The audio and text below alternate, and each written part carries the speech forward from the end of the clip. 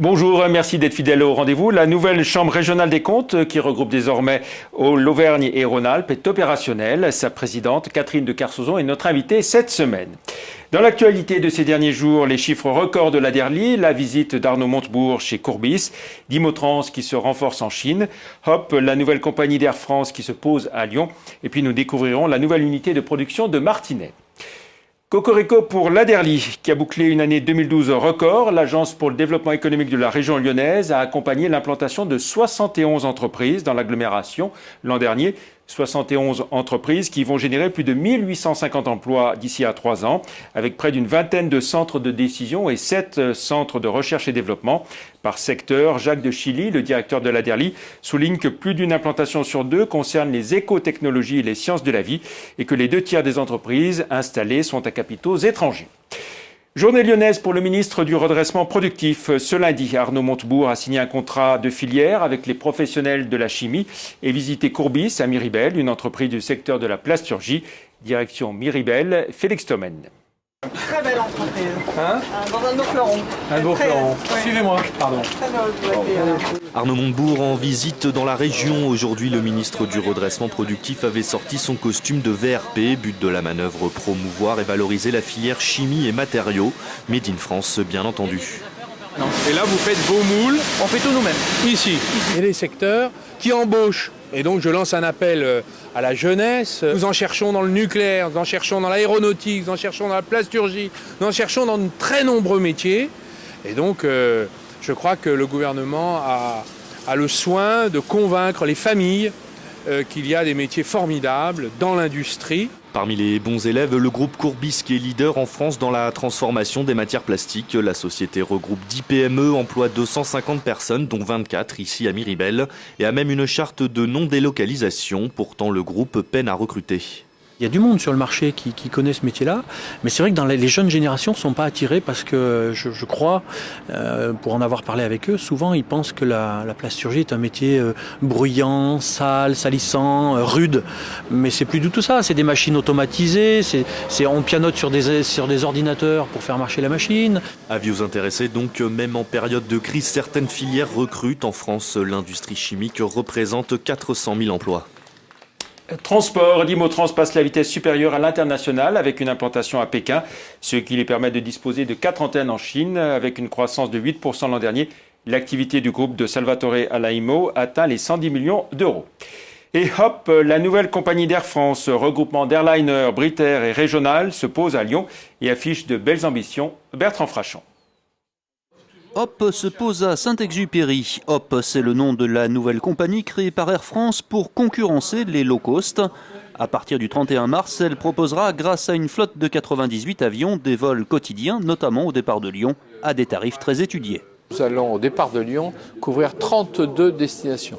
C'est un vrai hub inter-Europe qui permet à tous les Français d'aller en Europe et les Européens d'aller en France. Nous attendons plus de 2 millions de passagers à Lyon. C'est une grosse activité pour Hop. Les prix d'appel sont à partir de 55 €, toutes actes comprises, aller simple. Coup de chapeau à Michel Garcia, le patron d'Everia, le cofondateur de Jet Service dans les années 70.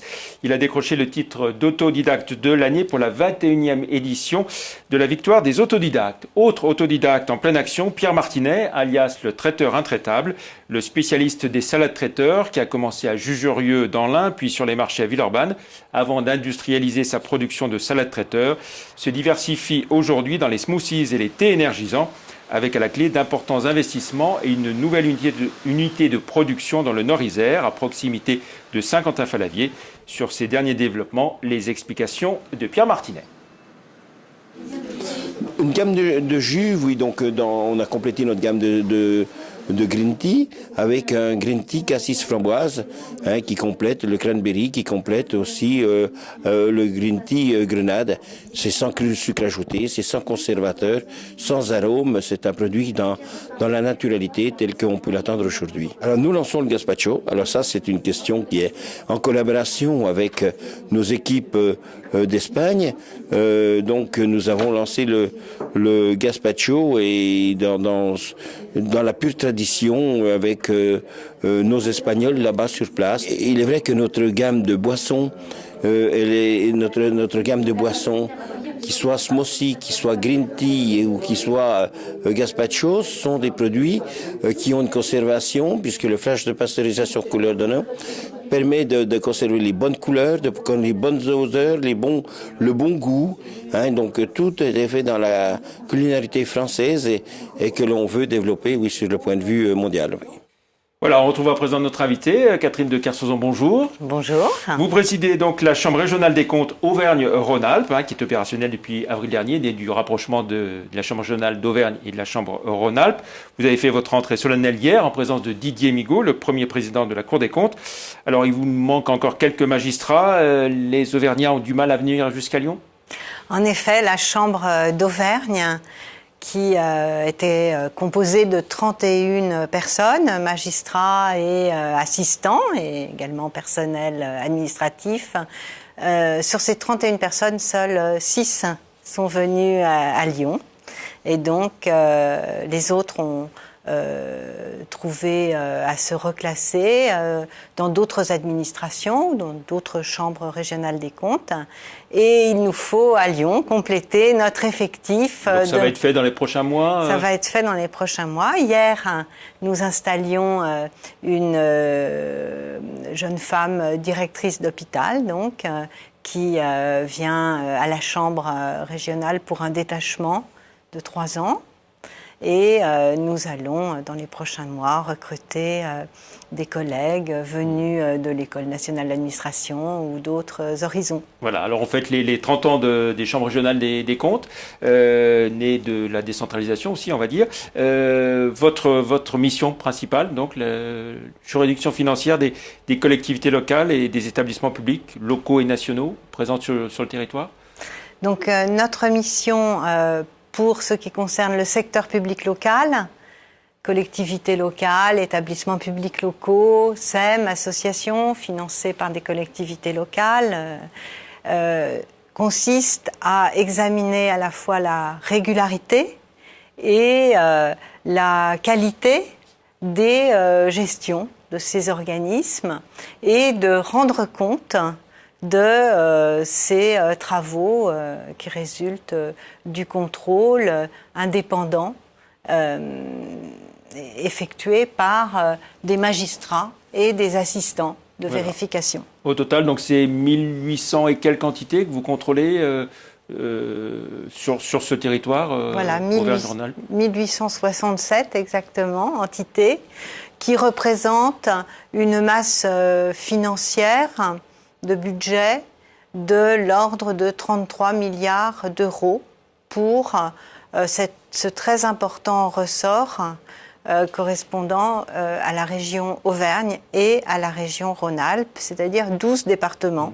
Alors globalement, si on s'intéresse aux collectivités locales, est-ce qu'on peut dire qu'elles sont plutôt bien gérées ou vous avez à dénoncer des anomalies importantes ? Alors, les collectivités locales que nous examinons ne donnent pas lieu à des observations qui présenteraient de graves gabegies financières, mais il y a toujours dans nos rapports des observations concernant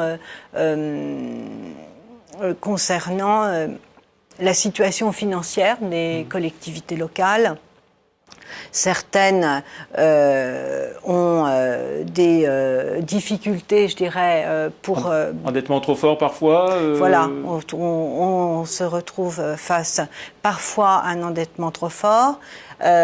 On observe que dans la plupart des collectivités locales, les collectivités ont contracté des emprunts structurés, dont certains sont toxiques. Alors même si elles ont, pour la plupart, la capacité d'honorer leurs dettes, elles se retrouvent confrontées avec des échéances d'emprunt qui peuvent être extrêmement pénalisantes, parce que quand elles payent les intérêts d'emprunt, elles ne peuvent plus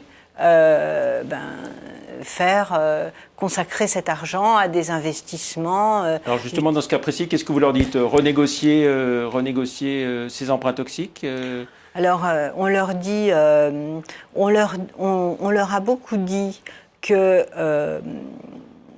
même si ce n'est pas interdit par la loi, mais que contracter de tels emprunts n'est pas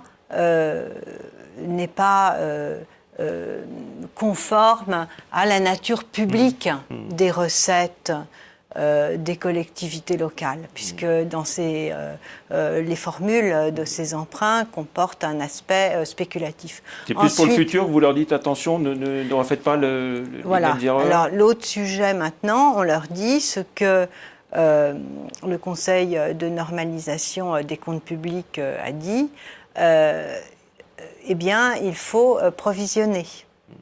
Et donc, effectivement, cette règle nouvelle, comptable, devrait conduire les collectivités dans l'avenir à être beaucoup plus prudentes. Un mot pour finir, il nous reste très peu de temps, sur ce que seront les grands chantiers de 2013 pour la Chambre régionale des comptes Auvergne-Rhône-Alpes.